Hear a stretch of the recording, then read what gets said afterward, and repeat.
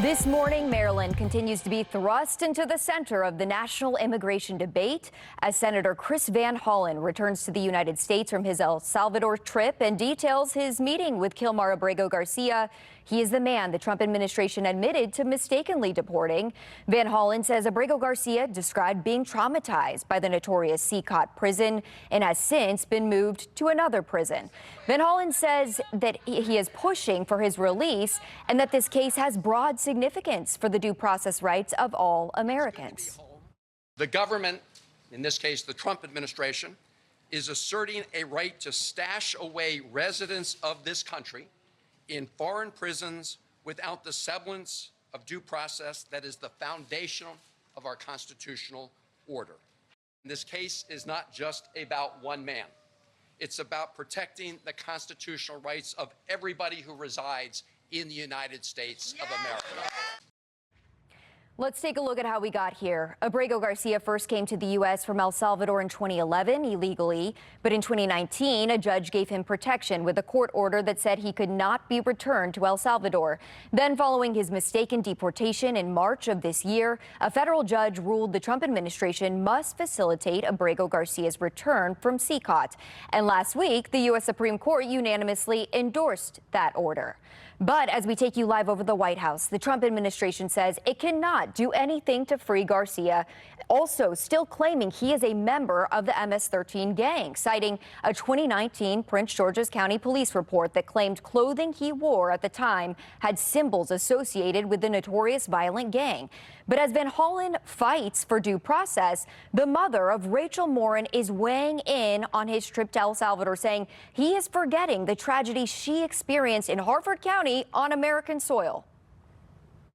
And to have a senator from Maryland who didn't even acknowledge or barely acknowledged my daughter and the brutal death that she endured, leaving her 5 children without a mother and now a grandbaby without a grandmother, so that he can use my taxpayer money to fly to El Salvador to bring back someone that's not even an American citizen.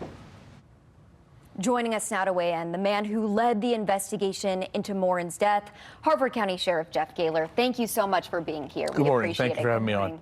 So let's start with those comments that we just heard her making. You know, this is still so fresh for her, for you, for all of Harford County, this horrific murder by an illegal immigrant in Harford County.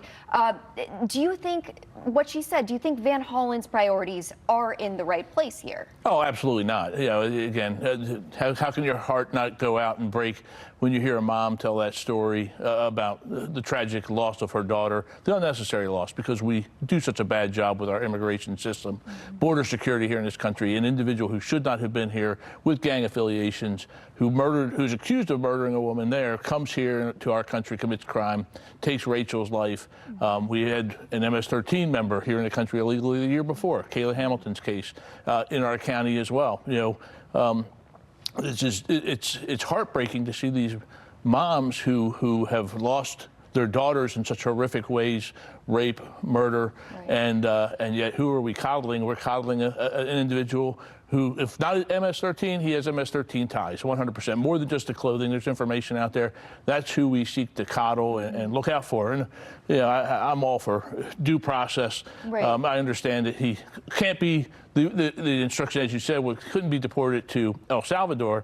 Well, then take him to the embassy and deport him elsewhere, because he can be deported and he shouldn't be in this country. He poses a threat to public safety. And that's the issue. I think some critics say you're comparing apples and oranges here. Here you have, you know, one case where this illegal immigrant is now convicted of a horrific rape and murder, but then you have this other man who has no charges, no convictions. He was deported to a notorious prison in El Salvador. Do you think it's fair to make that comparison? Well, certainly. It's up to our national government, ICE, Immigration Customs Enforcement, to make decisions on whether somebody should be deported or not, whether it's a right to come to this country and remain here if you're not a citizen. prison. So in this instance, a decision was made to deport, apparently I guess in conflict with not back to El Salvador.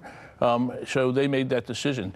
And we have a partnership with ICE. They make decisions for the last 8 years through the 287G, whether somebody's going to be removed because they're arrested. It's not part of their criminal process, just if they are abiding by the rules of being here in the country legally with our permission.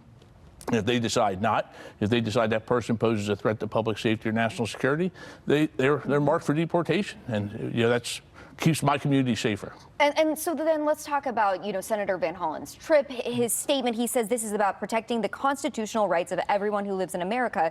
Do you agree with that? Well, no, I don't. I think he's grandstanding. And I think, I'll go to El Salvador. If we want to keep wasting taxpayer dollars, I'll go to El Salvador and ask him to send him to another country. We just don't want him back here in the United States.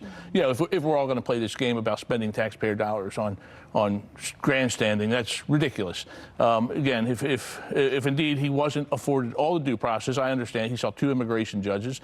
The immigration order, as I understand it, is that he could be deported, just not back to El Salvador. And that's the terrible mistake that was made. We'll rectify the mistake. Take him to the embassy in El Salvador and send him somewhere else, deport him.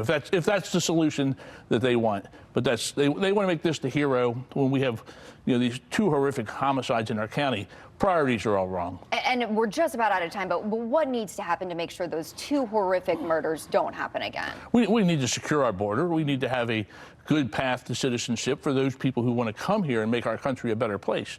And this individual who is accused of domestic violence, maybe not charged, well, I think was charged but not prosecuted, and has ties to perhaps human trafficking, certainly has ties to MS-13, a gang that has been designated as a terrorist organization.